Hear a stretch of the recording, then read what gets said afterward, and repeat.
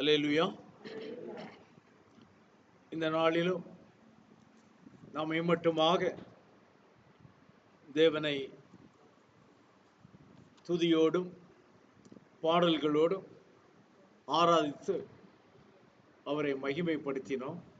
ನಾವು ಈ ದಿನದಲ್ಲಿ ಆತನನ್ನು ನಾವು ಸ್ತುತಿ ಸ್ತೋತ್ರಗಳಿಂದಲೂ ಮತ್ತು ಹಾಡು ಕೀರ್ತನೆಗಳಿಂದಲೂ ನಾವು ಅವರನ್ನು ಆರಾಧನೆ ಮಾಡಿದ್ದೆವು. நம்முடைய ஆராதனையை அவர் ஏற்றுக்கொண்டிருக்கிறார் என்று நாம் விசுவாசிக்கிறோம். ನಮ್ಮ ಆರಾಧನೆಯನ್ನು ಆತನು ಸ್ವೀಕರಿಸಿದ್ದಾನೆ ಎಂದು ನಾವು ನಂಬುತ್ತೇವೆ. அவர் நம்முடைய ஆராதனையை அவர் ஏற்றுக்கொள்ளாவிட்டால் நம்முடைய ஆராதனை வீண்.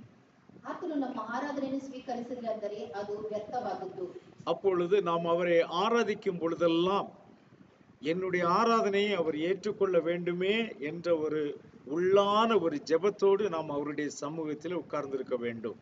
ನಾವು ಆತನ ಸಮ್ಮುಖಕ್ಕೆ ಬಂದು ಆತನನ್ನು ಆರಾಧಿಸುವಾಗ ನನ್ನ ಆರಾಧನೆಯನ್ನು ಆತನು ಸ್ವೀಕರಿಸಬೇಕು ಎಂಬ ಮನದಾಳದಿಂದ ನಾವು ಪ್ರಾರ್ಥನೆಯ ಮುಖಾಂತರ ಆತನ ಸನ್ನಿಧಿಯಲ್ಲಿ ಕುಳಿತುಕೊಂಡಿರಬೇಕು. அவரை ஆராதிப்பது எப்படி ஆராதிக்க வேண்டும் என்று வேதம் நமக்கு கற்றுக் கொடுக்கிறது.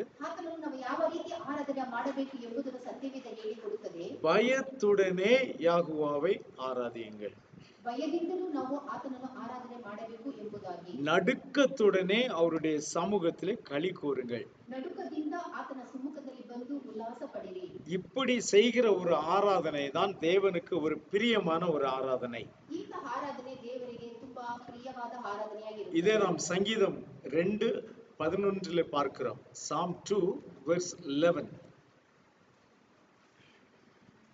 பயத்துடனே யெகோவாவை சேவியுங்கள், நடுக்கத்துடனே களி கூறுங்கள். 2ನೇ ಕೀರ್ತನೆ 11ನೇ ವಚನ. ಯೆಹೋವನನ್ನು ಭಯಭಕ್ತಿಯಿಂದ ಸೇವಿಸಿರಿ, ನಡುಗುತ್ತಾ ಉಲ್ಲಾಸ ಪಡಿರಿ. சோ அவரை ஆராதிப்பது ஒரு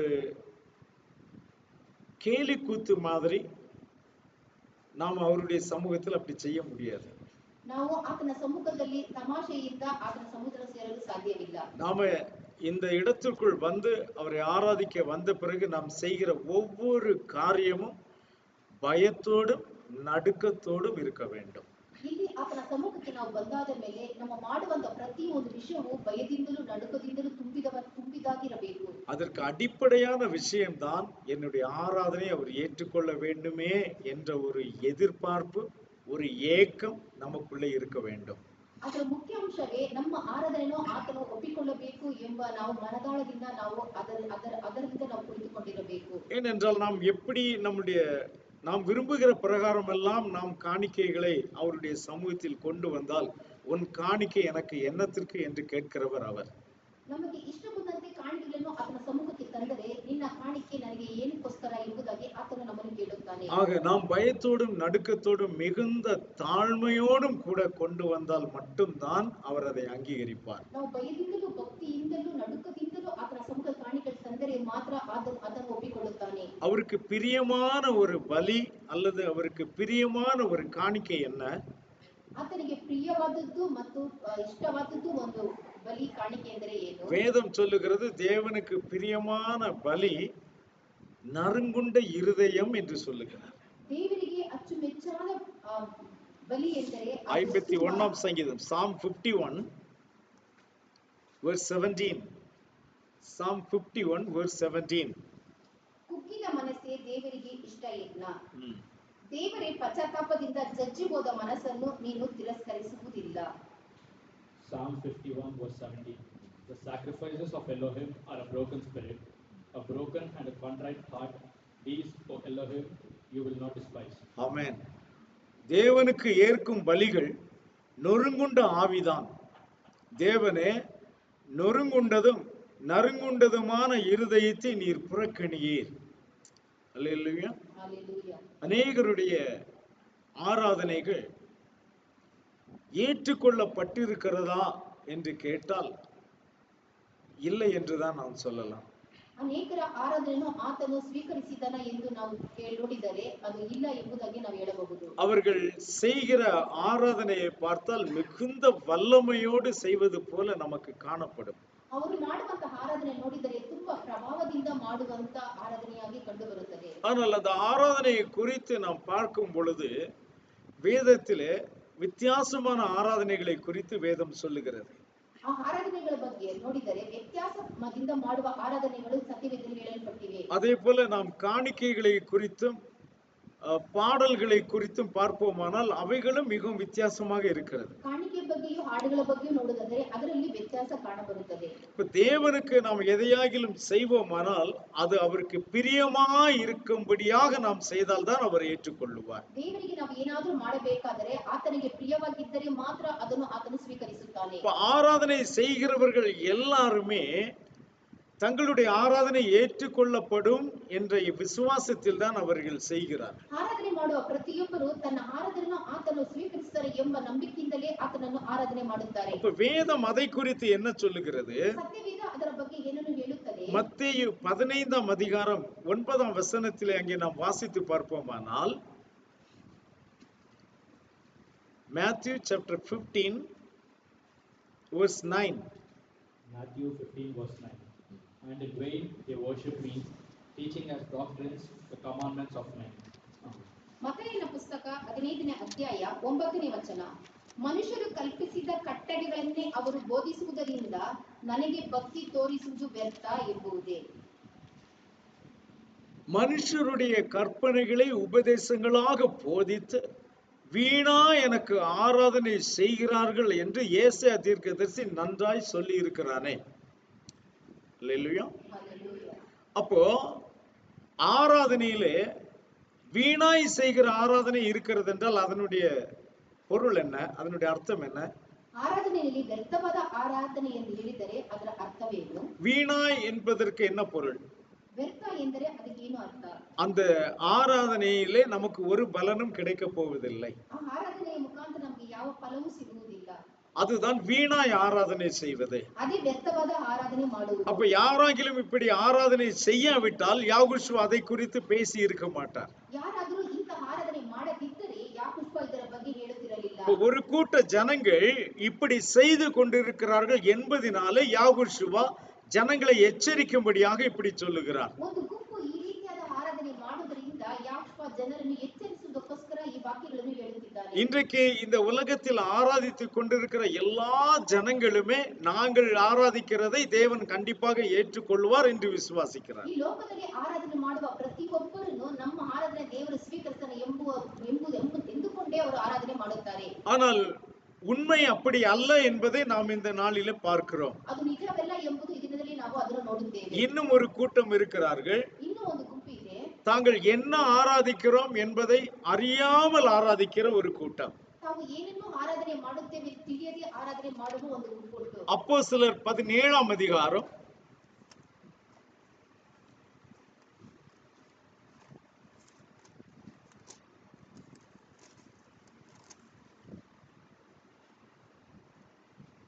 23ஆம் வசனம்.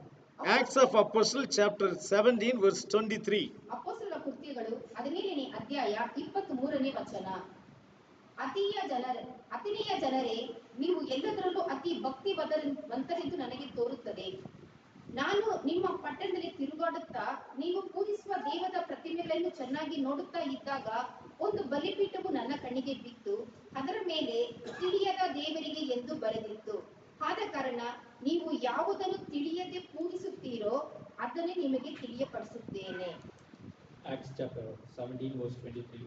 For as I was passing through and considering the objects of your worship, I even found an altar with an inscription, to the unknown God. Therefore, the one whom you worship without knowing him, I proclaim to you.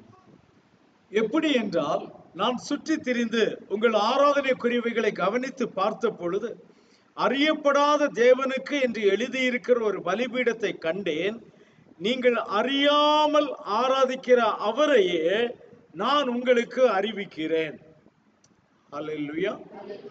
அப்போ இங்கே அறியாமல் ஆராதிக்கிற ஒரு ஆராதனை இருக்கிறது என்று நாம் பார்க்கிறோம். ತಿಳಿಯದೆ ಆರಾಧನೆ ಮಾಡುವಂತ ಒಂದು ಆರಾಧನೆ ಇದು ಎಂಬುದನ್ನು ನೋಡುತ್ತೇವೆ. அல்லது அப்படி ஒரு ஆராதனை நடந்து கொண்டு இருக்கிறது என்பதை நாம் காண்கிறோம். ಅಂತ ಆರಾಧನೆ ನಡೆಯುತ್ತಿದೆ ಎಂಬುದನ್ನು ನಾವು ನೋಡುತ್ತೇವೆ. இவர்கள் சாதாரண ஜனங்கள் அல்ல. ಇವರು ಸಾಮಾನ್ಯ ಜನಗಳಲ್ಲ. வேதம் இந்த வசனத்தில் என்ன சொல்லுகிறது? ಈ ಸತ್ಯವೇದದಲ್ಲಿ ಏನನ್ನು ಹೇಳುತ್ತದೆ? நீங்கள் எவ்விஷயத்திலும் எந்த விஷயத்திலும், முந்தின வசனத்தில் சொல்லுகிறது, நீங்கள் எந்த விஷயத்திலும் மிகுந்த தேவ பக்தி உள்ளவர்கள் என்று காண்கிறேன். ನೀವು ಎಲ್ಲ ವಿಷಯದಲ್ಲಿ ದೇವ ಭಕ್ತಿ ಉಳ್ಳವರೆಂದು ನನಗೆ ಕಂಡು ಬರುತ್ತದೆ. அப்ப பக்தி இல்லாதவர்கள் அல்ல, ಅವರು ಭಕ್ತಿ ಇಲ್ಲದವರು ಅಲ್ಲ, அறிவில்லாதவர்களும் அல்ல, ತಿಳುವಳಿಕೆ ಇಲ್ಲದವರು ಅಲ್ಲ, ஆனால் தாங்கள் என்ன செய்கிறோம் என்பதை அறியாத ஒரு பிள்ளைகளாக இருக்கிறார்கள். ಅವರು ಏನನ್ನು ಮಾಡುತ್ತಾರೆ ಎಂದು ತಿಳಿಯದೇ ಇರುವ ಮಕ್ಕಳಾಗಿದ್ದಾರೆ. இதனுடைய பொருள் என்னவென்றால் அவர்கள் உண்மையோடும் அதாவது பக்தியோடும் மிகுந்த சிரத்தையோடும் கூட தான் அவர்கள் ஆராதிக்கிறார்கள். ಅವರು ತುಂಬಾ ಭಯದಿಂದಲೂ ಭಕ್ತಿಯಿಂದಲೂ ಶ್ರದ್ಧೆಯಿಂದಲೂ ದೇವರನ್ನು ಆರಾಧನೆ ಮಾಡುತ್ತಿದ್ದಾರೆ. ஏனோ தானோவென்று அவர்கள் ஆராதிக்கவில்லை. ಅವರು ಅವರು ಸಾಮಾನ್ಯವಾಗಿ ದೇವರನ್ನು ಆರಾಧನೆ ಮಾಡುತ್ತಿಲ್ಲ. காரணம் என்ன? அவர்கள் ஏனோ தானோவென்று வந்தவர்களும் அல்ல, ಅವರು ಅಲಸ್ಯವಾಗಿ ಅಲ್ಲಿಂದ ಬಂದವರು ಅಲ್ಲ, மிகுந்த தேவ பக்தி உள்ள பிள்ளைகள் என்று வசனம் சொல்லுகிறது. ಅವರು ತುಂಬಾ ದೇವರ ಮೇಲೆ ಭಯಭಕ್ತಿ ಇಟ್ಟ ಮಕ್ಕಳು ಎಂದು ಸತ್ಯವೇದ ಹೇಳುತ್ತದೆ. ஆனால் அவர்கள் அறியாமல் ஆராதிக்கிறார்கள் என்றும் வேதம் சொல்லுகிறது. ಆದರೂ ಅವರು ತಿಳಿಯದೆ ಆರಾಧನೆ ಮಾಡುತ್ತಾರೆ ಎಂದು ಸತ್ಯವೇದ. அருமையான தேவ பிள்ளைகளே, ದೇವರ ಮಕ್ಕಳೇ, இன்றைக்கு நம்மை சுற்றி அநேகர் மிகுந்த வைராக்கியத்தோடு பயபக்தியோடு ஆராதித்துக் கொண்டிருக்கிறார்கள். ನಮ್ಮ ಮಧ್ಯದಲ್ಲಿ ಅನೇಕರು ತುಂಬಾ ಭಯದಿಂದಲೂ ಭಕ್ತಿಯಿಂದ ದೇವರನ್ನು ಆರಾಧನೆ ಮಾಡುತ್ತಿದ್ದಾರೆ. ஆனால் அவர்கள் அறிந்துதான் இந்த ஆராதனையை செய்கிறார்களா என்று கேட்டால், ಅವರು ತಿಳಿದು ಇದನ್ನು ಆರಾಧನೆ ಮಾಡುತ್ತಾರೆ ಎಂದು ನಾವು ಕೇಳಿದರೆ, நாம் வசனத்தின் மூலமாகவும் ஆவியின் மூலமாகவும் பகுத்தறிந்தால் அந்த ஜனங்கள் அப்படி ஆராதிக்கவில்லை என்பதை நாம் புரிந்து கொள்வோம். ಅದು ವಾಕ್ಯದ ಮೂಲಕವೂ ಸತ್ಯದ ಮೂಲಕವೂ ನಾವು ಅದನ್ನು ಶೋಧಿಸಿ ನೋಡಿದರೆ ಅವರು ದೇವರಿಗೆ ಅಚ್ಚುಮೆಚ್ಚು ಆರಾಧನೆ ಮಾಡುತ್ತಿಲ್ಲ ಎಂದು ತಿಳಿದು ಬರುತ್ತದೆ. காரணம் என்ன?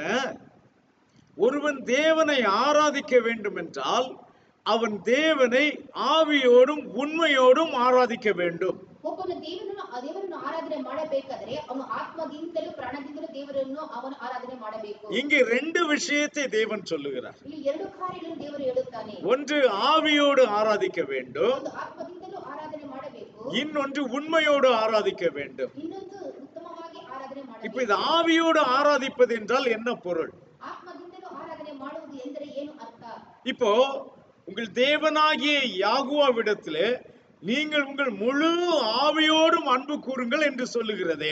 ನಿಮ್ಮ ದೇವರಾದ ಯಾಕೋಬನನ್ನು ಪೂರ್ಣ ಮನಸ್ಸಿನಿಂದ ಆತನು ಸೇವಿಸಿರಿ ಎಂಬುದಾಗಿ ಹೇಳುತ್ತದಲ್ಲ. அதற்கு பொருள் என்ன? ಅದರ ಅರ್ಥವೇನು? முழு ஆவியோடு நீ தேவனிடத்திலே அன்பு கூற வேண்டும் என்றால் அதனுடைய பொருள் என்ன? ನೀನು ಪೂರ್ಣ ಆತ್ಮದಿಂದ ದೇವರನ್ನು ಪ್ರೀತಿ ಮಾಡಬೇಕೆಂದರೆ ಅದರ ಅರ್ಥವೇನು? நீங்கள் அதை எப்படி புரிந்து கொண்டீர்களோ எனக்கு தெரியாது. ನೀವು ಅದನ್ನು ಯಾವ ರೀತಿ ಅರ್ಥ ಮಾಡಿಕೊಂಡಿದ್ದೀರೋ ನನಗೆ ಗೊತ್ತಿಲ್ಲ. இன்றைக்கு உலகத்தின் ஜனங்கள் அதை எப்படி புரிந்து கொண்டார்களோ அதுவும் எனக்கு தெரியாது. ಲೋಕದಲ್ಲಿರುವ ಜನರು ಯಾವ ರೀತಿ ಅರ್ಥ ಮಾಡಿಕೊಂಡಿದ್ದಾರೋ ಅದು ನನಗೆ ஆனால் ಗೊತ್ತಿಲ್ಲ. முழு ஆவியோடு தேவனிலே அன்பு கூற வேண்டும் என்று சொன்ன அந்த ஆவியும் ಪೂರ್ಣ ಆತ್ಮದಿಂದ ದೇವರನ್ನು ಪ್ರೀತಿ ಮಾಡಬೇಕು ಎಂದು ಹೇಳುವಂತ ಆ ಆತ್ಮ ஆவியோடும் உண்மையோடும் ஆராதிக்க வேண்டும் என்பதில் வருகிற ஆவியும் ஒன்று. ಆತ್ಮದಿಂದಲೂ ಪೂರ್ಣ ಮನಸ್ಸಿಂದಲೂ ಆರಾಧನೆ ಮಾಡಬೇಕು ಎಂದು ಹೇಳುವ ವಾಕ್ಯವು ಎರಡು ಒಂದೇ ಆಗಿರುತ್ತದೆ. அல்லேலூயா. ಹಲ್ಲೆಲೂಯಾ. அப்போ கன்னடத்துல அந்த டிரான்ஸ்லேஷன் ரொம்ப அழகா இருக்குது. ಕನ್ನಡದಲ್ಲಿ ಅರ್ಥ ತುಂಬಾ ಚೆನ್ನಾಗಿ ಕಾಣಬರುತ್ತದೆ. யோவான் 4ஆம் அதிகாரம்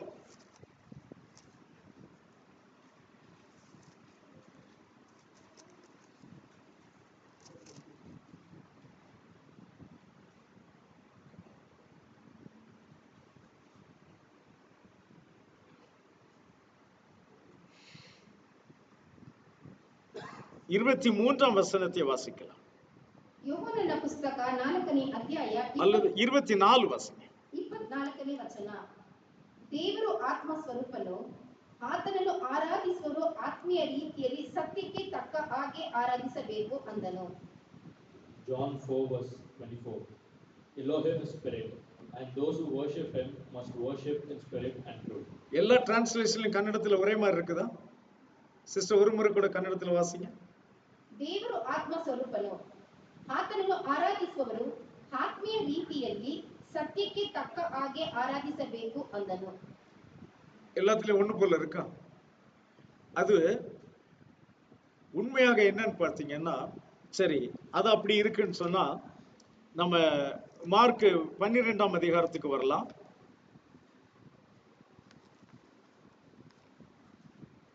தேவனிடத்தில் அன்பு கூறுகிறவன் எப்படி தேவனிடத்தில் அன்பு கூற வேண்டும் என்று 12ஆம் அதிகாரம் 30ஆம் வசனம் சொல்லுகிறது. Mark 12th chapter verse 30. ಮಾರ್ಕನ ಪುಸ್ತಕ 12ನೇ ಅಧ್ಯಾಯ 30ನೇ ವಚನ. ದೇವರಾದ ಯಾಹೋವನು ಒಬ್ಬನೇ ದೇವರು ಒಬ್ಬನೇ ದೇವರು ನಿನ್ನ ದೇವರಾದ ಯಾಹೋವನನ್ನು ಪೂರ್ಣ ಹೃದಯದಿಂದಲೂ ಪೂರ್ಣ ಪ್ರಾಣದಿಂದಲೂ ಪೂರ್ಣ ಬುದ್ಧಿಯಿಂದಲೂ ಪೂರ್ಣ ಶಕ್ತಿಯಿಂದಲೂ ಪ್ರೀತಿಸಬೇಕು ಎಂಬುದೇ ಮೊದಲನೆಯ ಆಜ್ಞೆ. Mark chapter 12 verse 30. And you shall love Yahuwah your Elohim with all your heart, with all your soul, with all your mind, and with all your strength. This is the first commandment. Okay, இது லூக்கால எப்படி எழுதியிருக்கு பாருங்க.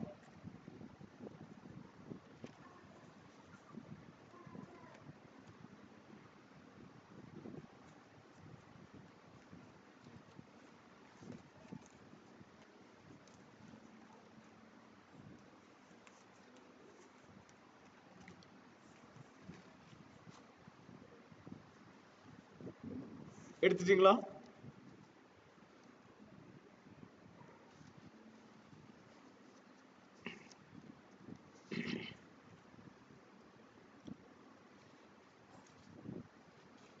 யோவானில் இது கிடையாது, ஆனால்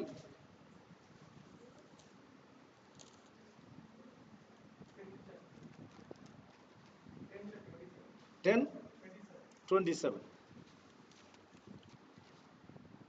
10:27 ಲೂಕನ ಪುಸ್ತಕ 10ನೇ ಅಧ್ಯಾಯ 27ನೇ ವಚನ. ಅದಕ್ಕೆ ಅವನು, ನಿನ್ನ ದೇವರಾಗಿರುವ ಯಾಹೋವನನ್ನು ನಿನ್ನ ಪೂರ್ಣ ಹೃದಯದಿಂದಲೂ ನಿನ್ನ ಪೂರ್ಣ ಪ್ರಾಣದಿಂದಲೂ ನಿನ್ನ ಪೂರ್ಣ ಶಕ್ತಿಯಿಂದಲೂ ನಿನ್ನ ಪೂರ್ಣ ಬುದ್ಧಿಯಿಂದಲೂ ಪ್ರೀತಿಸಬೇಕು ಮತ್ತು ನಿನ್ನ ನೆರೆಯವರನ್ನು ನಿನ್ನಂತೆ ಪ್ರೀತಿಸಬೇಕು ಎಂದು ಬರೆದಿದೆ ಅಂದನು. Luke chapter 10 verse 27. So he answered and said, you shall love Yahuwah your Elohim with all your heart, with all your soul, with all your strength, and with all your mind, and your neighbor as yourself. இதனுடைய original எங்க இருக்குன்னா உபாகமம் 6ஆம் அதிகாரம் 5ஆம் வசனம். உபாகமம் 6ஆம் அதிகாரம் 5ஆம் வசனம். Deuteronomy chapter 6 verse 5. You shall love Yahuwah your Elohim with all your heart, with all your soul, and with all your mind. ಧರ್ಮೋಪದೇಶಕಾಂಡ ಪುಸ್ತಕ 6ನೇ ಅಧ್ಯಾಯ 5ನೇ ವಚನ. ನಿನ್ನ ದೇವರಾದ ಯಾಹೋವನನ್ನು ಪೂರ್ಣ ಹೃದಯದಿಂದಲೂ ಪೂರ್ಣ ಆತ್ಮದಿಂದಲೂ ಪೂರ್ಣ ಶಕ್ತಿಯಿಂದಲೂ ಪ್ರೀತಿಸಬೇಕು. சோ இங்கே மூன்று விஷயங்களை நாம பார்க்கிறோம். ಇಲ್ಲಿ ಮೂರು ವಿಷಯಗಳನ್ನು ನೋಡುತ್ತೇವೆ. நம்முடைய முழு ஆவியோடும் ಪೂರ್ಣ ಪ್ರಾಣದಿಂದಲೂ முழு இல்ல முழு ஆவினா ஸ்பிரிட் இல்ல ஆத்மாவோட, பிராணன் வராது. ஓகே, அந்த முழு ஆவியோடும் முழு ஆத்மாவோடும் முழு சரீரத்தோடும், ஆவி ஆத்ம சரீரம், இந்த மூணிலும் அவர் என்ன செய்யணும்? அன்பு கூறணும். ಪೂರ್ಣ ಪ್ರಾಣದಿಂದಲೂ ಪೂರ್ಣ ಆತ್ಮದಿಂದಲೂ ಪೂರ್ಣ ಶಕ್ತಿಯಿಂದಲೂ ಆತನನ್ನು ನಾವು ಪ್ರೀತಿ ಮಾಡಬೇಕು. அப்போ அந்த இடத்துல பூரணமான ஆவி என்பதை என்னென்ன விதத்தில் இங்க சொல்லப்பட்டிருக்கிறது என்று பாருங்க. ಅಲ್ಲಿ ಪೂರ್ಣವಾದ ಆತ್ಮ ಎಂಬುದು ಹೇಳಿರುವುದನ್ನು ಯಾವ ವಿಧದಲ್ಲಿ ಹೇಳಿದ್ದಾರೆ ಎಂಬುದಾಗಿ ನೋಡಿರಿ. இப்போ நம்ம உபாகமத்துல வாசிச்சோம், ಧರ್ಮೋಪದೇಶಕಾಂಡ ಪುಸ್ತಕದಲ್ಲಿ ಓದಿದ್ದೆವು. அதுல என்ன சொல்லி இருக்கிறது பாருங்க. 6ஆம் அதிகாரத்தில் ನಿಮ್ಮ ದೇವರಾದ ಯಾಹೋವನನ್ನು ಪೂರ್ಣ ಹೃದಯದಿಂದಲೂ ಪೂರ್ಣ ಆತ್ಮದಿಂದಲೂ ಪೂರ್ಣ ಶಕ್ತಿಯಿಂದಲೂ ಪ್ರೀತಿಸಬೇಕು. இங்க ஆவிங்கிற இடத்துல என்ன போட்டிருக்கு? பூரண ஹிருதயம். என்ன போட்டிருக்குது? பூரண ஹிருதயம். இப்ப மத்தேயு 22க்கு வாங்க. நான் எதற்காக பிரயாசப்படுகிறேன்னு கொஞ்சம் கவனிச்சு பாருங்க. மத்தேயு 22 39 37. ನಿನ್ನ ದೇವರಾದ ಯಾಹೋವನನ್ನು ನಿನ್ನ ಪೂರ್ಣ ಹೃದಯದಿಂದಲೂ ನಿನ್ನ ಪೂರ್ಣ ಪ್ರಾಣದಿಂದಲೂ ನಿನ್ನ ಪೂರ್ಣ ಬುದ್ಧಿಯಿಂದಲೂ ಪ್ರೀತಿಸಬೇಕು. Okay. Matthew chapter 22 verse 37. Yahushua said to him, you shall love Yahuwah your Elohim with all your heart, with all your soul, and with all your mind. இங்க ஸ்பிரிட் என்பது மைண்ட்னு போட்டிருக்கிறது, மனதோடு. இங்க ஸ்பிரிட் என்னவாயிடுச்சு? மைண்ட். அங்க என்ன பார்த்தோம்? உபாகமத்துல முழு இருதயத்தோடுன்னு பார்த்தோம். இங்கேயும் முழு இருதயம் இருக்கு, ஆனா இங்க அந்த அர்த்தத்தில் அது பயன்படுத்தப்படல. இப்போ மார்க் 12ல என்ன போட்டிருக்கிறது பாருங்க. 12:30. ನಿನ್ನ ದೇವರಾದ ಯಾಹೋವನನ್ನು ಪೂರ್ಣ ಹೃದಯದಿಂದಲೂ ಪೂರ್ಣ ಪ್ರಾಣದಿಂದಲೂ ಪೂರ್ಣ ಬುದ್ಧಿಯಿಂದಲೂ ಪೂರ್ಣ ಶಕ್ತಿಯಿಂದಲೂ ಪ್ರೀತಿಸಬೇಕು. இங்கே இருதயம் தனி, மனம் தனி என்று போட்டிருக்கிறது. ரெண்டையும் தனித்தனியாக பிரித்திருக்கிறது. ಹೃದಯವನ್ನು ಪ್ರಾಣವನ್ನು ಬೇರ್ಪಡಿಸಿ ಬರೆಯಲ್ಪಟ್ಟಿದೆ.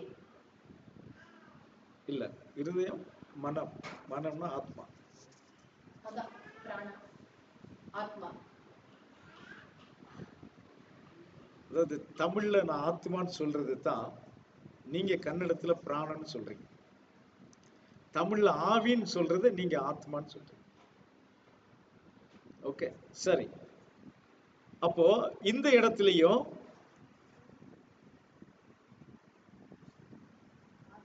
மனம், முழு மனதோடு, இங்க என்ன வந்திருக்கிறது?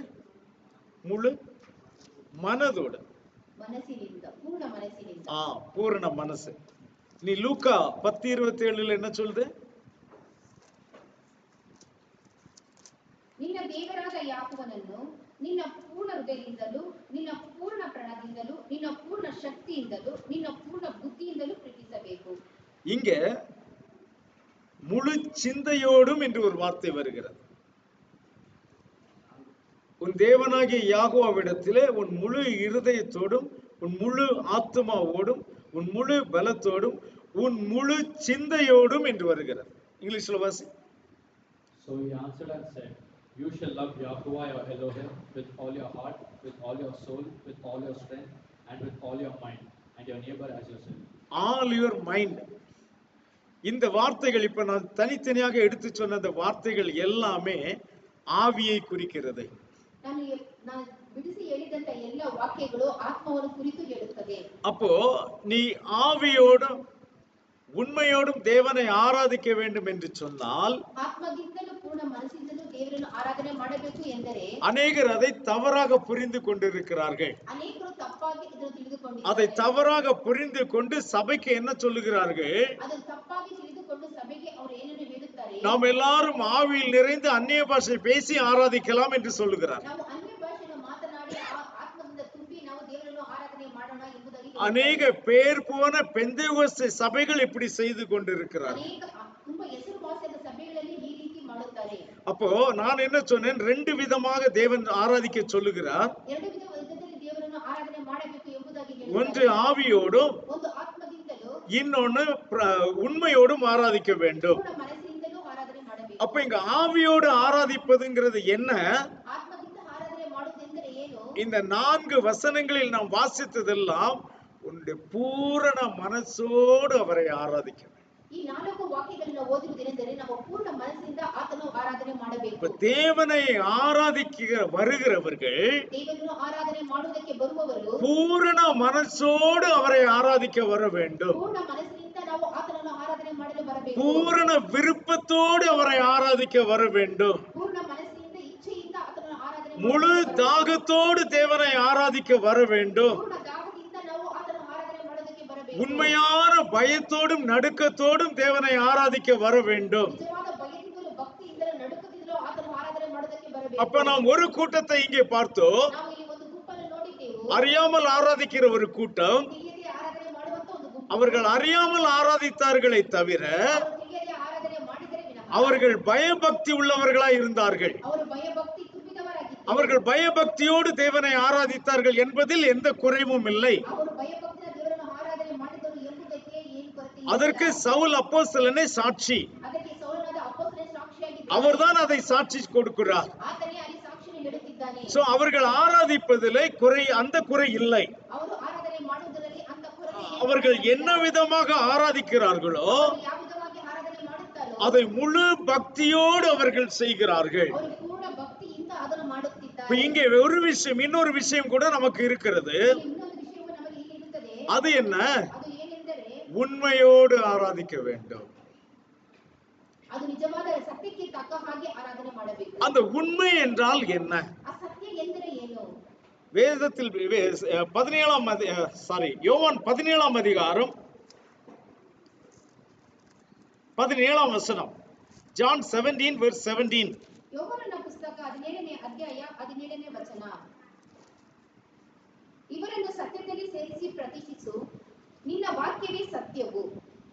John 17 verse 17. Sanctify them by your truth, your word is truth. உம்முடைய சத்தியத்தினாலே அவர்களை பரிசுத்தமாக்கும், உம்முடைய வசனமே சத்தியம். ஆமென். ಆಮೆನ್. ஆக ஆவியோடு ஆராதிக்க வேண்டும் என்று சொன்னால் ಆತ್ಮದಿಂದ ಆರಾಧನೆ ಮಾಡಬೇಕು ಎಂದರೆ உங்களுடைய முழு மனதோடு முழு விருப்பத்தோடு அவருக்கு ஆராதனை செய்ய வேண்டும். ನಿಮ್ಮ ಪೂರ್ಣ ಮನಸ್ಸಿಂದಲೂ ನಿಮ್ಮ ಪೂರ್ಣ ಇಚ್ಛೆಯಿಂದಲೂ ಆತನು ಆರಾಧನೆ ಮಾಡಬೇಕು. அப்போ அந்த முழு மனதும் யார் மேல் வைக்கப்பட்டிருக்கும்? ಆ ಪೂರ್ಣ ಮನಸ್ಸು ಯಾರ ಮೇಲೆ ಇಟ್ಟಿರಬೇಕು? நீங்கள் யாரை ஆராதிக்கிறீர்களோ அவர் மேல் வைக்கப்பட்டிருக்கும். ನೀವು ಯಾರನ್ನು ಆರಾಧನೆ ಮಾಡುತ್ತೀರೋ ಅವರ ಮೇಲೆ ಇಡಲ್ಪಟ್ಟಿರಬೇಕು. அப்ப நாம் ஆராதிப்பது வேறொரு மனிதனை பிரியப்படுத்துவதற்காக நாம் ஆராதிப்பதில்லை. ಬೇರೆ ಮನುಷ್ಯರನ್ನು ಇಷ್ಟಪಡಿಸಲಿಕ್ಕೋಸ್ಕರ ಆರಾಧನೆ ಮಾಡುವುದಿಲ್ಲ. நம்முடைய சொந்த மகிமைக்காக நாம் ஆராதிப்பதில்லை. ನಮ್ಮ ಸ್ವಂತ ಮಹಿಮೆಗೋಸ್ಕರ ನಾವು ಆತನ ಆರಾಧನೆ ಮಾಡುವುದಿಲ್ಲ. ஏதோ எதிர்பார்ப்புகளோடு வருகிற ஒரு ஆராதனை அல்ல அது. ಯಾವುದೋ ಎದುರು ನೋಡುತ್ತಾ ಬರುವಂತ ಆರಾಧನೆಯೂ ಅಲ್ಲ ಅದು. அந்த ஆராதனை முழு விருப்பத்தோடு செய்கிறதான ஒரு ஆராதனை. ಆ ಆರಾಧನೆ ಸತ್ಯದ ರೀತಿಯಲ್ಲಿ ಮಾಡುವಂತ ಆರಾಧನೆಯಾಗಿರುತ್ತದೆ. அப்போ முழு உள்ளத்தோடு அவரை ஆராதிக்க வேண்டும் என்று சொன்னால் ಪೂರ್ಣ ಹೃದಯದಿಂದಲೂ ಆತನ ಆರಾಧನೆ ಮಾಡಬೇಕು ಎಂದರೆ அதனுடைய பொருள் முழு விருப்பத்தோடு அவரை ஆராதிக்க வேண்டும். ಅದರ ಅರ್ಥ ಏನೆಂದರೆ ಪೂರ್ಣ ಮನಸ್ಸಿನಿಂದ ತುಂಬಿ ಇಷ್ಟದಿಂದ ಆತನ ಆರಾಧನೆ ಮಾಡುವುದು ಎಂದು ಅರ್ಥ. அப்படி ஒருவர் ஆராதிக்கும் பொழுதுதான் ಆ ರೀತಿ ಒಬ್ಬನು ಆರಾಧನೆ ಮಾಡಿದರೆ என்னுடைய ஆராதனை அவர் ஏற்றுக்கொள்ள வேண்டுமே என்ற எண்ணம் நமக்குள் வரும். ನನ್ನ ಆರಾಧನೆ ಆತನು ಸ್ವೀಕರಿಸಬೇಕು ಎಂಬ ಭಾವನೆ ನಮ್ಮಲ್ಲಿ ಬರುತ್ತದೆ. அந்த ஒரு ஆராதனை தான் பயத்தோடும் பக்தியோடும் நிறைந்ததா இருக்கும். ಅಂತ ಆರಾಧನೆ ಭಯದಿಂದಲೂ ಭಕ್ತಿಯಿಂದಲೂ ತುಂಬಿದ ಆರಾಧನೆಯಾಗಿರುತ್ತದೆ. இப்படிப்பட்ட ஆராதனை அன்றைக்கு அத்தேனே பட்டணத்தில் உள்ளவர்கள் செய்து கொண்டிருந்தார்கள். ಆರಾಧನೆಯು ಅಥೆನೆಯ ಪಟ್ಟಣದವರು ಮಾಡುತ್ತಿದ್ದರು. ஆனால் இந்த இரண்டு விஷயத்திலே ஒரு விஷயம் அவர்களுக்குள் இல்லாமல் போயிற்று. ಈ ಎರಡು ವಿಷಯದಲ್ಲಿ ಒಂದು ವಿಷಯ ಅವರಿಗೆ ಇಲ್ಲದೆ ಹೋಗಿತ್ತು. அது என்ன? ಅದು ಏನೆಂದರೆ வசனம் என்கிற சத்தியம் அவர்களுக்குள் இல்லாமல் போய்விட்டது. ವಾಕ್ಯವೆಂಬ ಸತ್ಯವು ಅವರಲ್ಲಿ ಇಲ್ಲದೆ ಹೋಗಿತ್ತು. என் ஆராதனையிலே ரெண்டு பாகம் இருக்கிறது என்று சொன்னேன். ಆರಾಧನೆಯಲ್ಲಿ ಎರಡು ಭಾಗ ಇದೆ ಎಂಬುದಾಗಿ ನಾನು ಹೇಳಿದೆ. ஒன்று ஆவியோடு, ಒಂದು ಆತ್ಮದಿಂದಲೂ இன்னொன்று உண்மையோடு. ಇನ್ನೊಂದು ಸತ್ಯ. அப்ப அந்த உண்மை என்று சொல்லுவது வேத வசனம். ಸತ್ಯ ಎಂದು ಹೇಳಿದರೆ ಅದು ದೇವರ அப்ப ವಾಕ್ಯ. நீங்கள் செய்கிற ஆராதனை ನೀವು ಮಾಡುವಂತ ಆರಾಧನೆಯು வார்த்தையின்படியே இருந்தால் மட்டுமே ವಾಕ್ಯದ ಪ್ರಕಾರ ಇದ್ದರೆ ಮಾತ್ರವೇ தேவன் அதை ஏற்றுக்கொள்வாரே அல்லாமல் ದೇವರು ಅದನ್ನು ಸ್ವೀಕರಿಸುತ್ತಾನೆ. ಅಲ್ಲದೆ உங்கள் மனம் போல நீங்கள் ஆராதித்தால் தேவன் அதை ஏற்றுக்கொள்வதில்லை. ನಿಮ್ಮ ಮನಸ್ಸಿಗೆ ಬಂದ ಹಾಗೆ ಆರಾಧನೆ ಮಾಡಿದರೆ ಅದನ್ನು ಆತನು ಮೆಚ್ಚುವುದಿಲ್ಲ. அப்ப தேவனுக்கு பிரியமான ஒரு ஆராதனை ದೇವರಿಗೆ ಮೆಚ್ಚುಗೆಯಾದಂತ ಒಂದು ಆರಾಧನೆ. இந்த இரண்டு காரியங்களும் பூரணமாக அதில் இருக்க வேண்டும். ಈ ಎರಡು ಕಾರ್ಯಗಳು ಅದರಲ್ಲಿ ಪೂರ್ಣವಾಗಿರಬೇಕು.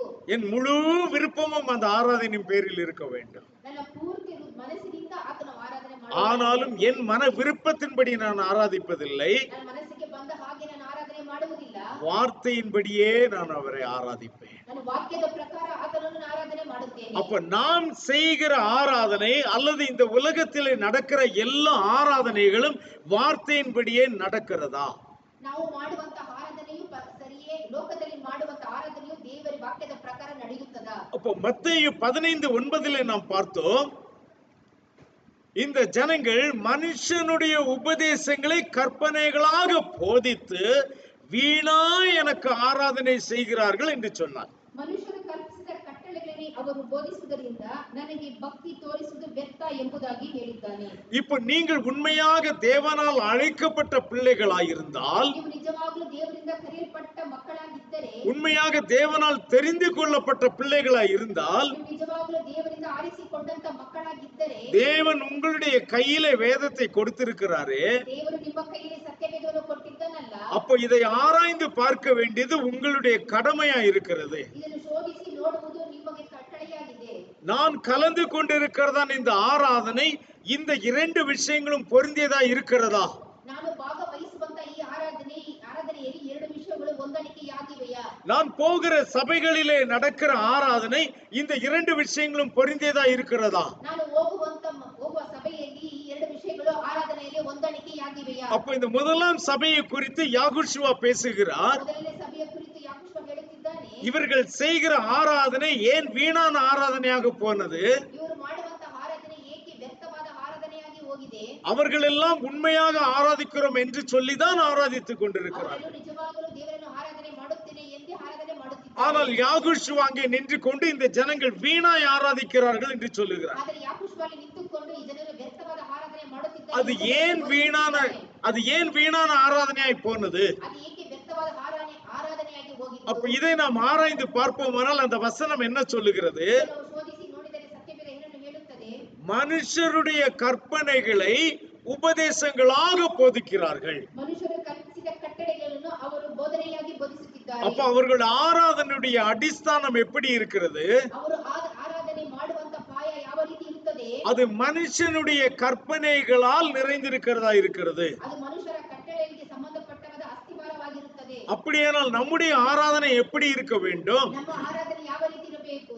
மனுஷனுடைய எந்த ஒரு கற்பனையும் அதிலே சேரக்கூடாது. ಮನುಷ್ಯರ ಯಾವ ಕಟ್ಟಳೆಯೂ ಆರಾಧನೆಯಲ್ಲಿ ಸೇರಿಸಿರಬಾರದು. மனுஷனுடைய எந்த ஆலோசனையும் அதிலே சேரக்கூடாது. ಮನುಷ್ಯರ ಯಾವ ಆಲೋಚನೆಯೂ ಅದರಲ್ಲಿ ಸೇರಿರಬಾರದು. தேவனை ஆராதிக்கிறவன் தேவனுடைய வார்த்தையின்படியே அவரை ஆராதிக்க வேண்டும். ದೇವರನ್ನು ಆರಾಧನೆ ಮಾಡುವವರು ಆತನ ವಾಕ್ಯದ ಪ್ರಕಾರ ಆತನನ್ನು ಆರಾಧನೆ ಮಾಡಬೇಕು. இல்லாவிட்டால் நீங்கள் எவ்வளவு கஷ்டப்பட்டு உண்மையாக நீங்கள் செய்தாலும் அந்த ஆராதனை வீணான ஆராதனையாய் போய்விடும். ಇಲ್ಲದಿದ್ದರೆ ನೀವು ಎಷ್ಟು ಪ್ರಯಾಸ ಪಟ್ಟು ಅದನ್ನು ಆರಾಧನೆ ಮಾಡಿದರೂ ಅದು ವ್ಯರ್ಥವಾದ ಆರಾಧನೆಯಾಗಿ ಹೋಗುತ್ತದೆ. அப்ப அந்த ஆராதனையினால உங்களுக்கு ஒரு பலனும் கிடைக்காது. ಹಾಗಿದ್ದ ಮೇಲೆ ಆರಾಧನೆಯಿಂದ ನಿಮಗೆ ಯಾವ ಫಲವೂ ಸಿಗುವುದಿಲ್ಲ. என்ன பலன்? ஆராதனை செய்வதனால எனக்கு கிடைக்கிற பலன் என்ன? ಆರಾಧನೆ ಮಾಡುವುದರಿಂದ ನನಗೆ ಸಿಕ್ಕುವಂತ ಫಲವಾದರೂ ಏನು? உண்மையான ஒரு ஆராதனை நாம் தேவனுடைய சமூகத்திலே செய்து கொண்டிருக்கும் பொழுது ಸತ್ಯದ ಪ್ರಕಾರ ಒಂದು ಆರಾಧನೆ ದೇವರ ಸಮ್ಮುಖದಲ್ಲಿ ನಾವು ಮಾಡುತ್ತಿರುವಾಗ முதலாவது அந்த ஆராதனை தேவன் ஏற்றுக்கொள்ளுகிறார். ಮೊದಲನೇದಾಗಿ ಆರಾಧನೆ ದೇವರು ಮೆಚ್ಚುತ್ತಾನೆ. தேவன் ஆராதனை ஏற்றுக்கொள்வது நம்முடைய வாழ்க்கையின் மூலமாக வெளிப்படும். ದೇವರು ನಮ್ಮ ಆರಾಧನೆಯನ್ನು ಮೆಚ್ಚುತ್ತಾನೆ ಎಂಬುದು ನಮ್ಮ ಜೀವನದ ಮುಖಾಂತರ ತೋರ್ಪಡುತ್ತದೆ. நம் ஒவ்வொருவருடைய வாழ்க்கையும் பார்க்கிற ஜனங்கள் ನಮ್ಮ ಪ್ರತಿಯೊಬ್ಬರ ಜೀವನವನ್ನು ನೋಡುವಂತ ಜನರು இவர்கள் மெய்யான தேவனை ஆராதிக்கிறவர்கள் என்று நம்மை பார்த்து கண்டு கொள்வார்கள். ಇವರು ನಿಜವಾದ ದೇವರನ್ನು ಆರಾಧನೆ ಮಾಡುತ್ತಾರೆ ಎಂದು ನಮ್ಮನ್ನು ನೋಡುವಾಗ ಜನರು ಒಪ್ಪಿಕೊಳ್ಳುತ್ತಾರೆ. இதற்கு ஒரு உதாரணத்தை நான் உங்களுக்கு சொல்ல முடியும். ಇದಕ್ಕೆ ಒಂದು ಉದಾಹರಣೆಯನ್ನು ನಾನು ಹೇಳಬಹುದು. வேதத்திலே ஆதியாகமத்தில் ஆபேலும் காயினும் தேவனை ஆராதிக்க போகிறார்கள். ಸತ್ಯವೇದದಲ್ಲಿ ಕಾಯಿನು ಏಬೆಲನ್ನು ದೇವರನ್ನು ಆರಾಧನೆ ಮಾಡಲು ಹೋಗುತ್ತಾರೆ. இங்கே காயின் ஒரு விதமான காணிக்கைகளை எடுத்துக்கொண்டு தேவனுடைய சமூகத்தில் வருகிறார். ಕಾಯಿನನ್ನು ಒಂದು ವಿಧದ ಕಾಣಿಕೆ ತೆಗೆದುಕೊಂಡು ದೇವರ ಸಮ್ಮುಖಕ್ಕೆ ಬರುತ್ತಿದ್ದಾನೆ. ஆபேலும் ஒரு விதமான காணிக்கைகளை எடுத்துக்கொண்டு தேவனுடைய சமூகத்தில் வருகிறார். ಏಬೆಲನ್ನು ಒಂದು ವಿಧದ ಕಾಣಿಕೆ ತೆಗೆದುಕೊಂಡು ದೇವರ ಸಮ್ಮುಖಕ್ಕೆ ಬಂದಿದ್ದಾನೆ. இப்போ வேதம் என்ன சொல்லுகிறது? ஆபேல் அவனுடைய காணிக்கைகளிலே மிகவும் விசேஷித்தமானவைகளை காணிக்கைகளாக கொண்டு வந்தான் என்று பார்க்கிறோம். ಸತ್ಯವೇದದಲ್ಲಿ ಹೇಳಲ್ಪಡುತ್ತದೆ ಏಬೆಲನ ಕಾಣಿಕೆಗಳು ತುಂಬಾ ವಿಶೇಷವುಳ್ಳ ಕಾಣಿಕೆಗಳು ಎಂಬುದಾಗಿ. ஆதியாகமம் 4ஆம் அதிகாரத்தில் இதை குறித்து நாம் வாசிக்கிறோம்.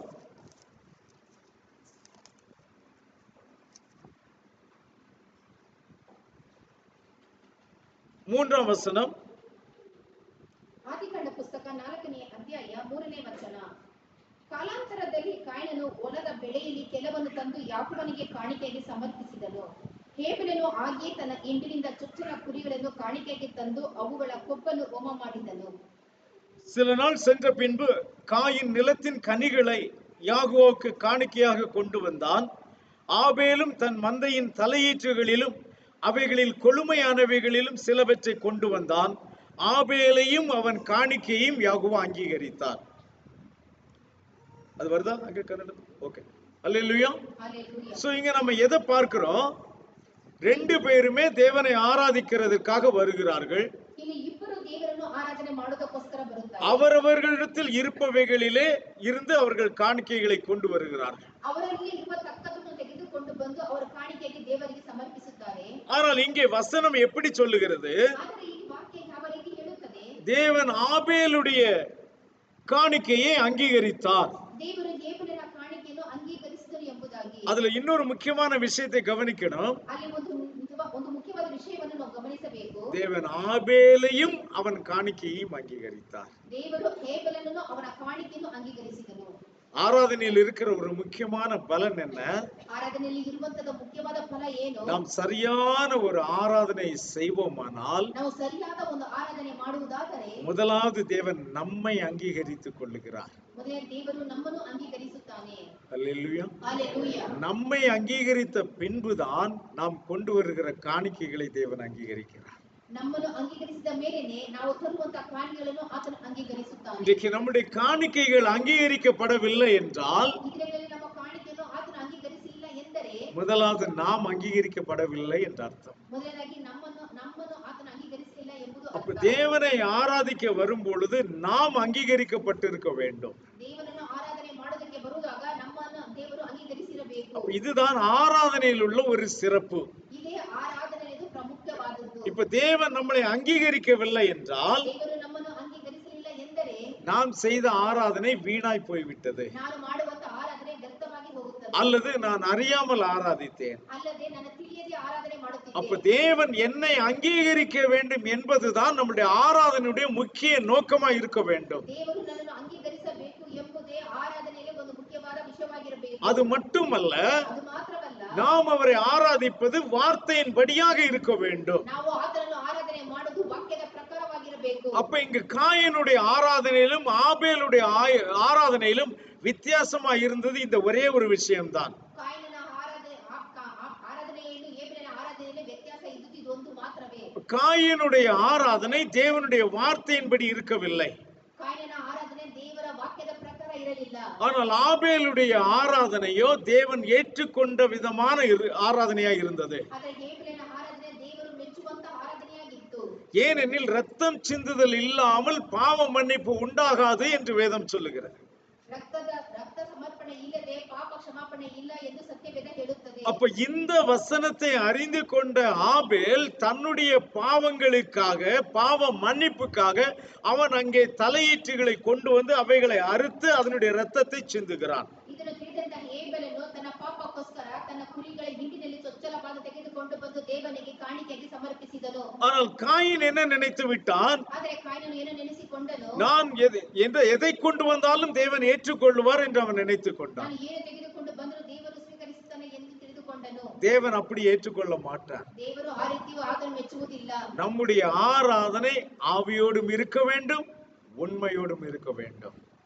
ನಮ್ಮ ಆರಾಧನೆ ಆತ್ಮದಿಂದಲೂ ಸತ್ಯದ ಪ್ರಕಾರ ಇರಬೇಕು. ஆக அங்கே வசனம் இல்லாவிட்டாலும் தேவன் அதை அங்கீகரிக்க மாட்டார். ವಾಕ್ಯ ಇಲ್ಲದಿದ್ದರೆ ದೇವರು ಅದನ್ನು ಅಂಗೀಕರಿಸುವುದಿಲ್ಲ. அங்கே வசனம் இருந்து அங்கே முழு ஆவியோடு நீங்கள் ஆராதிக்காவிட்டாலும் தேவன் ஏற்றுக்கொள்ள மாட்டார். ಅಲ್ಲಿ ವಾಕ್ಯ ಇದ್ದು ನೀನು ಪೂರ್ಣ ಆತ್ಮದಿಂದಲೂ ಅದನ್ನು ಆರಾಧನೆ ಮಾಡದಿದ್ದರೂ ಅದನ್ನು ಆತನು ಅಂಗೀಕರಿಸುವುದಿಲ್ಲ. அப்ப அவரை ஆராதிக்க வந்தால் இந்த இரண்டு காரியங்களும் சேர்ந்து இருக்க வேண்டும். ನಾವು ಆತನನ್ನು ಆರಾಧನೆ ಮಾಡೋದಕ್ಕೆ ಬಂದರೆ ಈ ಎರಡು ಕಾರ್ಯಗಳು ಅಲ್ಲಿ ಸೇರಿರುವಂತಾಗಿರಬೇಕು. இப்ப நாம் சொல்லலாம், நாங்கள் வார்த்தையின்படிதான் அவரை ஆராதிக்கிறோம் என்று சொல்லலாம். ಈಗ ನಾವು ಹೇಳಬಹುದು ನಾವು ವಾಕ್ಯದ ಪ್ರಕಾರ ಆತನ ಆರಾಧನೆ ಮಾಡುತ್ತೇವೆ ಎಂಬುದಾಗಿ. மிகவும் சந்தோஷமான விஷயம். ತುಂಬಾ ಸಂತೋಷಕರವಾದ ವಿಷಯವಾಗಿದೆ. ஆனால் அது மட்டும் போதாது என்று வசனம் சொல்லுகிறது. ಅದು ಮಾತ್ರ ಸಾಲದು ಎಂದು ಸತ್ಯವೇದ ಹೇಳುತ್ತದೆ. அங்கே ஆவியும் இருக்க வேண்டும்.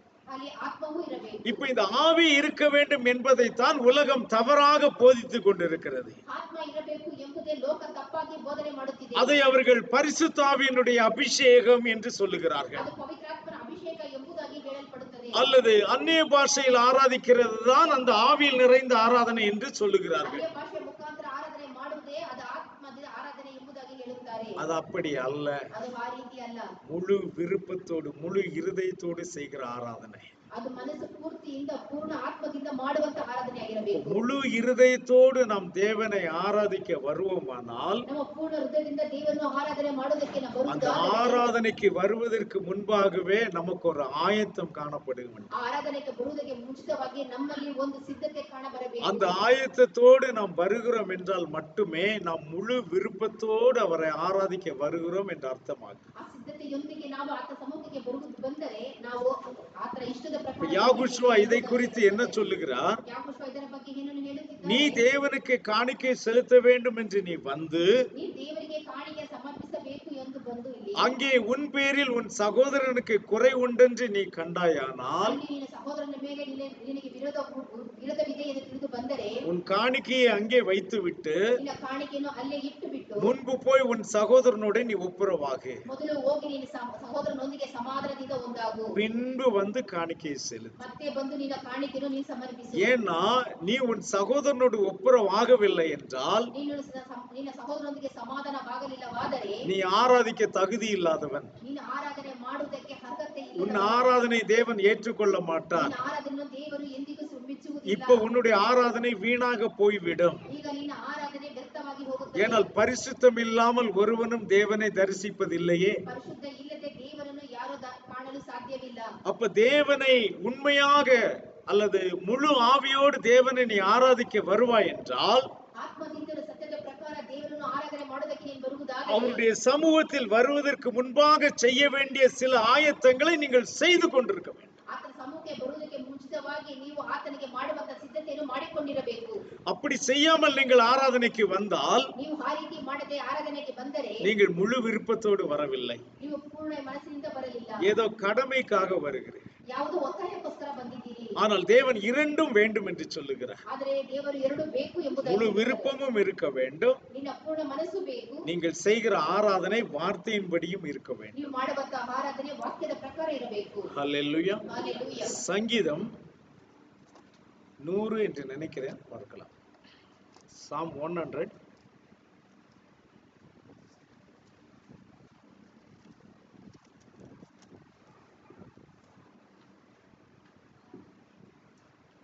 நான்காம் வசனம்.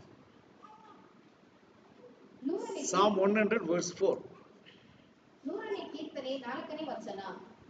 ಕೃತಜ್ಞತಾ ಸ್ತುತಿಯೊಡನೆ ಆತನ ಮಂದಿರ ದ್ವಾರಗಳಿಗೂ ಕೀರ್ತನೆಯೊಡನೆ ಆತನ ಅಂಗಳಗಳಿಗೂ ಬನ್ನಿರಿ, ಆತನ ಉಪಕಾರ ಸ್ಮರಿಸಿರಿ, ಆತನ ನಾಮವನ್ನು ಕೊಂಡಾಡಿರಿ. Psalm 100 verse 4.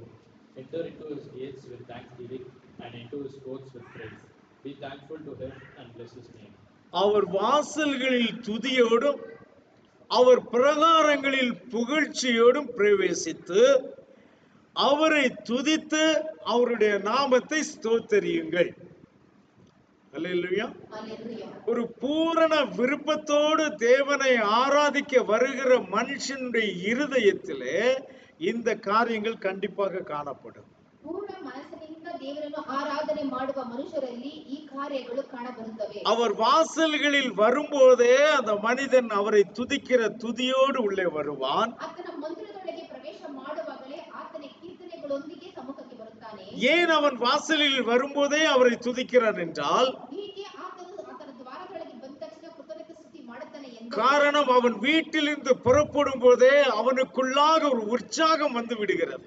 ಏಕೆಂದರೆ ಆತನು ಮನೆಯಿಂದ ಹೊರಗಡೆ ಬರುವಾಗಲೇ ಅವನಲ್ಲಿ ಉಲ್ಲಾಸದಿಂದ ಬರುತ್ತಾನೆ. எனக்கு ஜீவனை தந்த என் தேவனை ஆராதிக்க நான் கடந்து செல்லுகிறேன். ನನಗೆ ಜೀವವನ್ನು ಕೊಟ್ಟಂತ ದೇವರನ್ನು ಆರಾಧನೆ ಮಾಡುವುದಕ್ಕೆ ನಾನು ಹೋಗುತ್ತೇನೆ. என்னை காக்கிற தேவனை ஆராதிக்க நான் போகிறேன். ನನ್ನನ್ನು ಕಾಯುವ ಆತನನ್ನು ಆರಾಧನೆ ಮಾಡುವುದಕ್ಕೋಸ್ಕರ ನಾನು ಹೋಗುತ್ತೇನೆ. என் அப்பாவின் முகத்தை தரிசிக்க நான் போகிறேன். ನನ್ನ ಅಪ್ಪನ ಮುಖವನ್ನು ನೋಡಲು ನಾನು ಹೋಗುತ್ತೇನೆ. சோ இப்படிப்பட்டதான உணர்வு உள்ளத்திற்குள் நிறைந்திருக்கும் பொழுது ಇಂಥ ಭಾವನೆ ನಮ್ಮ ಹೃದಯದಲ್ಲಿ ತುಂಬಿರುವಾಗ அவன் ஆராதனைக்கு வரும் பொழுதே அவனுடைய நடையிலே ஒரு வேகம் தெரிய ஆரம்பிக்கும். ಆತನ ಆರಾಧನೆಗೆ ಬರುವಾಗಲೇ ಆತನ ನಡೆಯಲ್ಲಿ ಒಂದು ವೇಗವು ಕಾಣಬರುತ್ತದೆ. அவருடைய சமூகத்துக்குள் பிரவேசிக்கும் பொழுதே நம்முடைய சரீரத்திலே ஒரு பரவசம் உண்டாகும். ಆತನ ಸಮ್ಮುಖಕ್ಕೆ ನಾವು ಬಂದ ತಕ್ಷಣ ನಮ್ಮ ಶರೀರದಲ್ಲಿ ಒಂದು ಪರವಶವು ಉಂಟಾಗುತ್ತದೆ. நான் என் தேவனை ஆராதிக்க போகிறேன். ನಾನು ನನ್ನ ದೇವರನ್ನು ಆರಾಧನೆ என் தேவனுடைய சமூகத்துக்குள்ளே நான் பிரவேசிக்க போகிறேன். ನನ್ನ ದೇವರ ಅಂಗಳದಲ್ಲಿ ನಾನು ಪ್ರವೇಶ ಮಾಡಲು ಹೋಗುತ್ತೇನೆ. சோ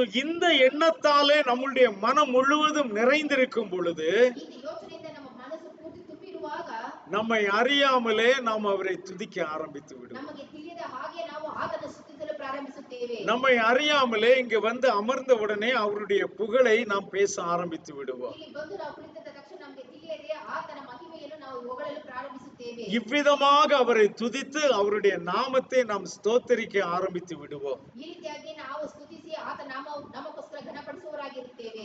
இதுதான் உண்மையான விருப்பத்தோடு முழு மனதோடு அவரை ஆராதிக்க வருகிற ஜனங்களில் காணப்படுகிற அடையாளங்கள்.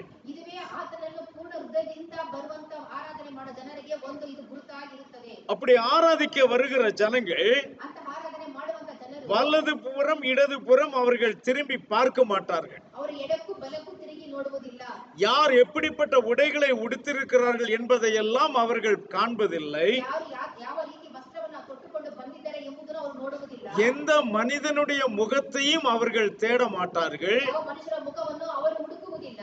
அவர்கள் தேடி வந்தது யாரை? ಅವರು ಹುಡುಕಿ ಬಂದದ್ದು ಯಾರನ್ನು? நமக்கு ஜீவன் தந்த நம்முடைய ஜீவ பிதாவை தேடி வந்திருக்கிறார்கள். ನಮಗೆ ಜೀವ ಕೊಟ್ಟಂತ ಜೀವ ತಂದೆಯನ್ನು ಹುಡುಕುತ್ತಾ ಬಂದಿದ್ದಾರೆ. அப்ப அவர்களுடைய நோக்கம் முழுவதும் அதன் மேல் தான் இருக்கும். ಅವರ ಎಲ್ಲ ದೃಷ್ಟಿಯು ಅದು ಒಂದೇ ಆಗಿರುತ್ತದೆ. அது மட்டும் இருந்தால் போதாது, ಅದು ಇದ್ದರೆ ಮಾತ್ರ ಸಾಲದು. நீங்கள் செய்கிற காரியங்கள் ஒவ்வொன்றும் அவருடைய வார்த்தையின்படியே இருக்க வேண்டும். ನೀವು ಮಾಡುವಂತ ಪ್ರತಿಯೊಂದು ಕಾರ್ಯವೂ ಆತನ ವಾಕ್ಯದ ಪ್ರಕಾರ இப்ப நாம் ಇರಬೇಕು. மற்ற இடங்களிலே நடக்கிற ஆராதனைகளை பார்க்கிறோம். ಬೇರೆ ಸ್ಥಳಗಳಲ್ಲಿ ನಡೆಯುವಂತಹ ಆರಾಧನೆ ನೋಡುತ್ತೇವೆ. அவர்கள் எல்லாருடைய ஆராதனையிலும் அநேகமாக மன விருப்பத்தை நாம் காண முடியும். ಅನೇಕರ ವಿಷಯದಲ್ಲಿ ಅವರ ಮನಸ್ಸ ಇಚ್ಛೆಯನ್ನು ನೋಡಲು ಸಾಧ್ಯವಾಗುತ್ತದೆ. ஆனால் அதனாலேயே தேவன் அதை ஏற்றுக்கொள்வாரா? ಅದರಿಂದ ಅದನ್ನು ದೇವರು ಒಪ್ಪಿಕೊಳ್ಳುತ್ತಾರಾ? அதோடு கூட சேர்ந்து உண்மையும் இருக்க வேண்டும். ಅದರ ಜೊತೆಗೆ ಸೇರಿ ಸತ್ಯವೂ ಅದರಲ್ಲಿ ಇರಬೇಕು. அப்ப அந்த உண்மை அங்கு இருந்தால் மட்டும்தான் தேவன் அந்த ஆராதனை அங்கீகரிப்பார். ಸತ್ಯ ಅಲ್ಲಿದ್ದರೆ ಮಾತ್ರ ದೇವರು ಅದನ್ನು இப்போ ಸ್ವೀಕರಿಸುತ್ತಾರೆ. நாம் சிந்திக்க வேண்டியது என்ன? ಈಗ ನಾವು ಯೋಚನೆ ಮಾಡುವಂತದ್ದು இப்போ ಏನು? நடக்கிற இந்த ஆராதனைகளிலே அவர்கள் உண்மையோடு ஆராதிக்கிறார்களா? ಇವಾಗ ನಡೆಯುವ ಆರಾಧನೆ ಅವರು ಸತ್ಯದ ಪ್ರಕಾರ ಆರಾಧನೆ அப்ப ಮಾಡುತ್ತಾರೆ. சத்தியம் அங்கே இல்லை என்றால் ಸತ್ಯ ಅಲ್ಲಿ ಇಲ್ಲದಿದ್ದರೆ அப்போ அங்க என்ன இருக்கிறது? ಅಲ್ಲಿ ಏನಿದೆ?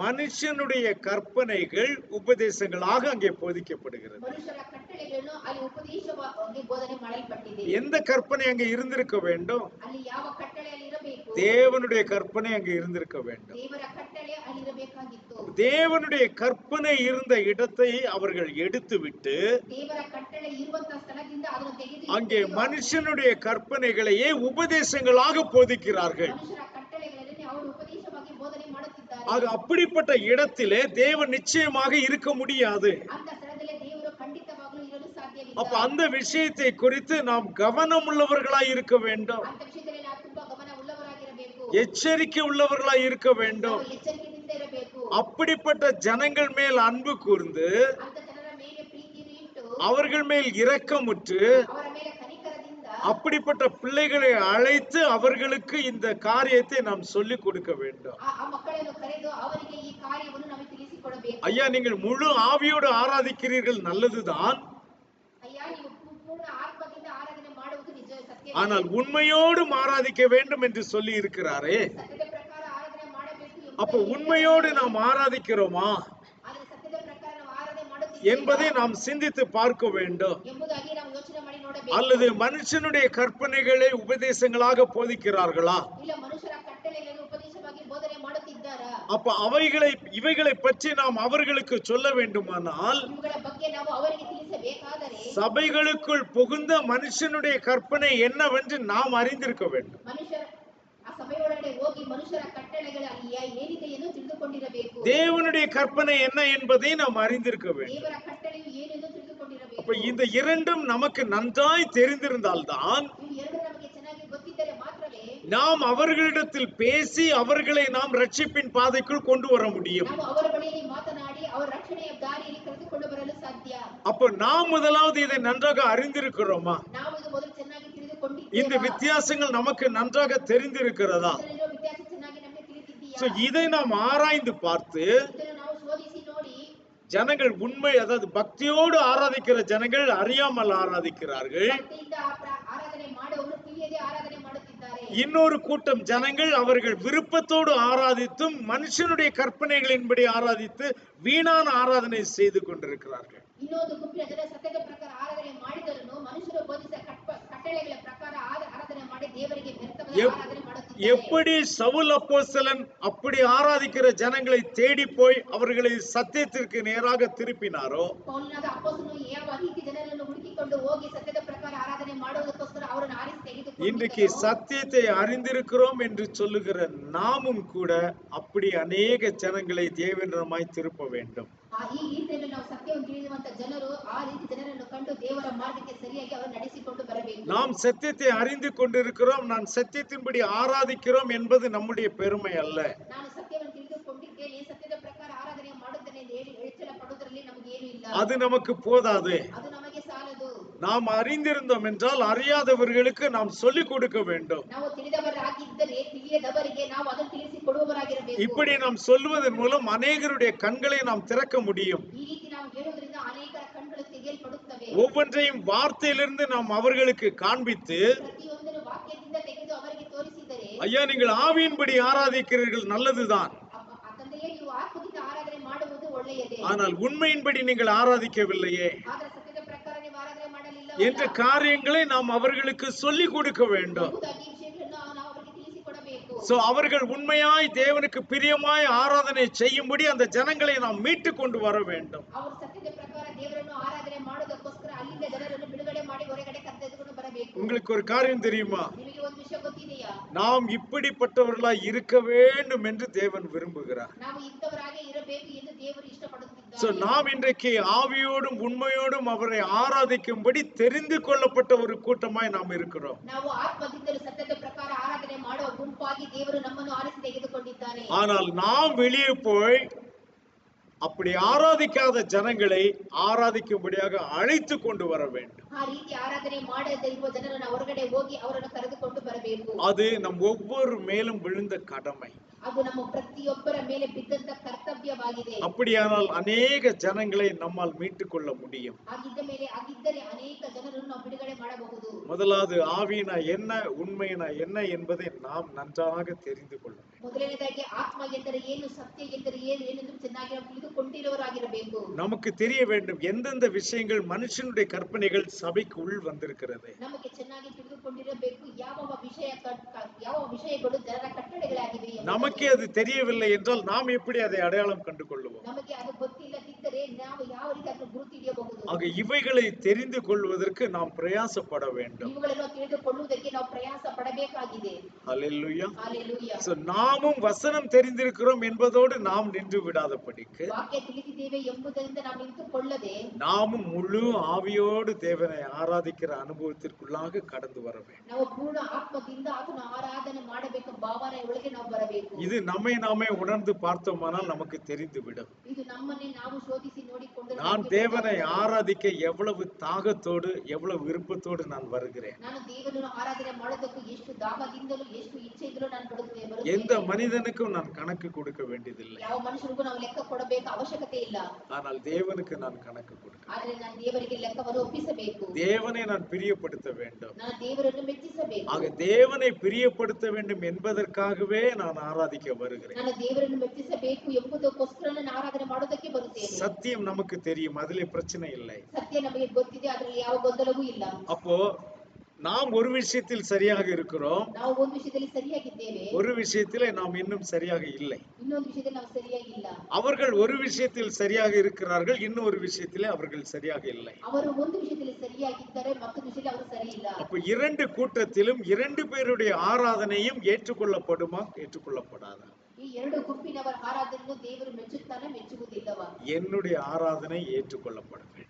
ನನ್ನ ಆರಾಧನೆ ದೇವರು ಮೆಚ್ಚಬೇಕು. அப்ப நான் சரியாக ஆராதித்தேனால் ನಾನು ಸರಿಯಾಗಿ ಆರಾಧನೆ ಮಾಡುವುದಾದರೆ தேவன் என்னையும் அங்கீகரிக்கிறார், ದೇವರು ನನ್ನನ್ನು ಅಂಗೀಕರಿಸುತ್ತಾನೆ, என்னுடைய ஆராதனையும் அங்கீகரிக்கிறார். ನನ್ನ ಆರಾಧನೆಯು ಅಂಗೀಕರಿಸುತ್ತಾನೆ. ஹல்லேலூயா. ஹல்லேலூயா. நான் செய்கிற ஆராதனை என்னை தேவன் ஏற்றுக்கொள்ளும்படியான ஒரு ஆராதனையாக இருக்க வேண்டும். ನಾನು ಮಾಡುವಂತ ಆರಾಧನೆ ನನ್ನನ್ನು ದೇವರು ಅಂಗೀಕರಿಸುವಂತ ಆರಾಧನೆಯಾಗಿರಬೇಕು. ஒருவேளை அதற்காக நீங்கள் கொஞ்சம் பிரயாசப்பட வேண்டும். ಅದಕ್ಕೋಸ್ಕರ ನೀವು ಸ್ವಲ್ಪ ಪ್ರಯಾಸ ಪಡಬೇಕಾಗಿದೆ. நம் மனதிலே அப்படிப்பட்ட எண்ணம் இருக்க வேண்டும். ನಮ್ಮ ಮನಸ್ಸಿನಲ್ಲಿ ಅಂತ ಭಾವನೆ ಇರಬೇಕು. என் ஆராதனை ஏற்றுக்கொள்ளப்பட்டிருக்க வேண்டும், ನನ್ನ ಆರಾಧನೆ ದೇವರು ಅಂಗೀಕರಿಸಿರಬೇಕು, நானும் தேவனுடைய சமூகத்திலே ஏற்றுக்கொள்ளப்பட்டிருக்க வேண்டும். ನಾನು ದೇವರ ಸಮ್ಮುಖದಲ್ಲಿ ಅಂಗೀಕರಿಸಲ್ಪಟ್ಟವನಾಗಿರಬೇಕು. இல்லாவிட்டால் நம்முடைய ஆராதனையிலே ஒரு பிரயோஜனமும் இல்லை. ಇಲ್ಲದಿದ್ದರೆ ನಮ್ಮ ಆರಾಧನೆಯಲ್ಲಿ ಯಾವ ಪ್ರಯೋಜನವೂ ಇರುವುದಿಲ್ಲ. நாம் செய்கிற ஆராதனை வசனத்தின்படியானதாகவும் இருக்க வேண்டும், ನಾವು ಮಾಡುವಂತ ಆರಾಧನೆ ವಾಕ್ಯದ ಪ್ರಕಾರವಾಗಿಯೂ ಇರಬೇಕು, தேவன் ஏற்றுக்கொள்ளப்பட்டதுமா இருக்க வேண்டும். ದೇವರು ಅಂಗೀಕರಿಸುವಂತ ಆರಾಧನೆಯಾಗಿಯೂ ಇರಬೇಕು. ஆம், அருமையான தேவ பிள்ளையே, ಅವರು ಪ್ರೀತಿಯ ದೇವರ ಮಕ್ಕಳೇ, தேவன் இந்த சிந்தனையை இன்றைக்கு நம்முடைய உள்ளத்திலே தந்திருக்கிறார். ದೇವರು ಇಂಥ ಯೋಚನೆ ನಮ್ಮ ಹೃದಯದಲ್ಲಿ ಇಟ್ಟಿದ್ದಾನೆ. நாம் இந்த நாளிலே நாம் இதை குறித்து ஆராய்ந்து பார்க்கலாம். ನಾವು ಇದರ ಬಗ್ಗೆ ನಾವು ಶೋಧಿಸಿ ನೋಡೋಣ.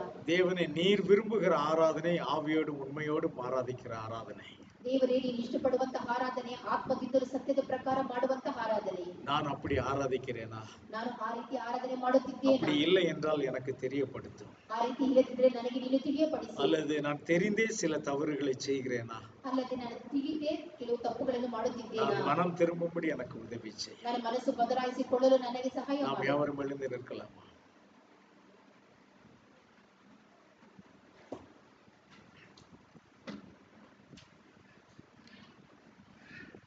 எங்களை அளவில்லாமல் நேசிக்கிற எங்கள் பரலோக பிதாவே, தேவரீர் இந்த ஆராதனை வேளை நீர் எங்களுக்கு தந்தபடினாலே நாங்கள் உமக்கு நன்றி செலுத்துகிறோம் தகப்பனே. ஸ்தோத்திரிக்கிறோம் ஐயா. உண்மைதான் தகப்பனே, உம்மை ஆராதிக்க நாங்கள் மிகவும் உற்சாகத்தோடு வந்து கலந்து கொள்கிறோம். ஆனால் அநேக நாட்களிலே வார்த்தை எங்களுக்குள் இருப்பதில்லை அப்பா. எங்களில் சிலர் வார்த்தை உள்ளவர்களாய் இருக்கிறோம், ஆனாலும் முழு ஆவி எங்களுக்குள் இருப்பதில்லை தகப்பனே. தேவரீர் இந்த நாளிலே உம்முடைய வார்த்தையை கொண்டு நீர் எங்களோடு பேசினீர். எங்களுடைய ஆராதனை நீர் விரும்புகிற ஆவியோடும் உண்மையோடும் ஆராதிக்கிற ஒரு ஆராதனையாய் காணப்பட நீர் எங்களுக்கு உதவி செய்வீராக. நன்றி ராஜாவே, நன்றி ராஜாவே. எங்கள் ஒவ்வொருடைய உள்ளத்திலும் அப்பா நீர் தொடர்ந்து பேசும் ராஜாவே. உம்முடைய கரத்திலே நாங்கள் எங்களை தாழ்த்துகிறோம், ஒப்புக் கொடுக்கிறோம். உம்முடைய சமூகத்தில் வந்து நாங்கள் ஆராதித்தோம், இன்னும் எங்களுடைய வாழ்க்கையில பெரிய மாற்றங்கள் வரவில்லையே. எங்களை காண்கிற ஜனங்கள் எங்களிலே உம்மை காணும்படியான ஒரு மாற்றம் வரவில்லையே. தேவரீர் எந்த இடத்திலே குறை இருக்கிறது என்பதை நீர் எங்களுக்கு வெளிப்படுத்தும். நாங்கள் ஆவியோடும் உண்மையோடும் உம்மை ஆராதிக்க, உமக்கு பிரியமான ஒரு ஆராதனை செய்ய நீர் எங்களுக்கு உதவி செய்ய. எங்களை பக்குவப்படுத்துவீராக தகப்பனே. நாங்கள் எங்களை சரி செய்து கொண்டு சீக்கிரத்திலே இந்த உலகத்திற்கு இப்படித்தான் ஜீவனுள்ள தேவனை ஆராதிக்க வேண்டும் என்று காட்டத்தக்கதாக எங்கள் வாழ்க்கையிலே பெரிய மாற்றங்களை நீர் கொண்டு வாரும்ப்பா. அநேகர் காணத்தக்கதான மாற்றங்களை எங்கள் வாழ்க்கையிலே நீர் கொண்டு வார். எங்களை உங்களுடைய சமூகத்திலே தாழ்த்துகிறோம், ஒப்புக் கொடுக்கிறோம். தேவரீர் வந்திருக்கிற பிள்ளைகள் ஒவ்வொருவரையும் பேர் பேராய் தனித்தனியாய் நீர் ஆசீர்வதித்தார். இந்த நாளிலும் கூட பலவீனமாய் எங்கள் நடுவில் இருக்கிறதான பிள்ளைகளை உம்முடைய கரத்திலே ஒப்பு கொடுக்கிறோம். தேவரீர் அந்த பிள்ளைகளுக்கு நீர் பலத்தை கட்டளையிடுவீராக. தேவரீர் வேதத்தில் சொல்லப்பட்டது போல யூத ஸ்திரீகளுக்கு ஒத்த பலத்தை உம்முடைய பிள்ளைகளுக்கு நீர் கட்டளையிடுவீராக தகப்பனே. நீர் அப்படி செய்கிறதற்காக உமக்கு நன்றி அப்பா. ஹல்லேலூயா. பிள்ளைகளை பலப்படுத்த நன்றி ராஜா. உம்முடைய கரத்திலே எங்களை தாழ்த்துகிறோம், ஒப்பு கொடுக்கிறோம். எங்கள் மீட்பெரும் இரட்சகருமாகிய யாகுஷுவா மசீகா நாமத்தில் வேண்டிக் கொள்கிறோம் பிதாவே. யாகுவா உங்களை ஆசீர்வதிப்பாராக. யாகுவா ஷாலோம். ஆமென். ஹல்லேலூயா.